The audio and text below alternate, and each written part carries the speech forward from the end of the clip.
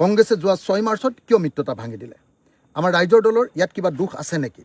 আমি স্পষ্টতাৰে কওঁ, আমি উদাৰ আছিলোঁ আৰু কংগ্ৰেছৰ সকলো উদ্ভট কথাবাৰ্তাত আমি মিত্ৰতাৰ স্বাৰ্থত সদায় সহ্য কৰি আহিছিলোঁ। কিন্তু কংগ্ৰেছে আমাক আত্মসমৰ্পণ কৰাব খুজিছিল, আমি আত্মসমৰ্পণ কৰিবলৈ সন্মত নহ'লোঁ। আমি মাত্ৰ 15খন আসনৰ তেনে সামান্য লক্ষ্য এটা দিছিলোঁ আৰু ন্যূনতম অমৌখতীয়া কৰ্মসূচী কমন মিনিমাম প্ৰগ্ৰেম এখন বিচাৰিছিলোঁ।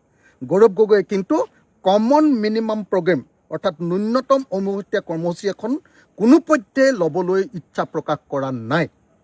তেওঁ আমাক সন্মান দিব খোজা নাছিল আৰু গৌৰৱ গগৈয়ে দাম্ভিকতা দেখুৱাই মিত্ৰতা ভাঙি দিয়াৰ পক্ষত অৱস্থান লোৱা আমি দেখিলোঁ। আজিৰ দিনটোত আমি অতি দুখেৰে জনাওঁ যে যোৱা 19 ফেব্ৰুৱাৰীৰ মিত্ৰতাৰ বৈঠক বিফল হোৱাৰ পাছত 20 ফেব্ৰুৱাৰীত আমি কংগ্ৰেছ দললৈ আনুষ্ঠানিকভাৱে এখন পত্ৰ প্ৰেৰণ কৰিছিলোঁ। কিন্তু আজি পৰ্যন্ত আমাক অসন্মান কৰি কংগ্ৰেছ দলে আমাৰ সেই চিঠিৰ কোনো উত্তৰ নিদিলে আৰু উত্তৰ নিদি আমাৰ স্বাভিমানত আঘাত আনিলে। সেয়েহে আজিৰ তাৰিখত কংগ্ৰেছৰ সৈতে মিত্ৰতা সন্দৰ্ভত আলোচনা আগবঢ়াই নিয়াটো আমাৰ পক্ষে সম্ভৱপৰ নহয় বুলি বিবেচনা কৰি আজিৰ সভাই প্ৰস্তাৱ গ্ৰহণ কৰিছে আৰু এইখিনি কথা আমি সমগ্ৰ অসমৰ ৰাইজক আজি জানিবলৈ দিছোঁ।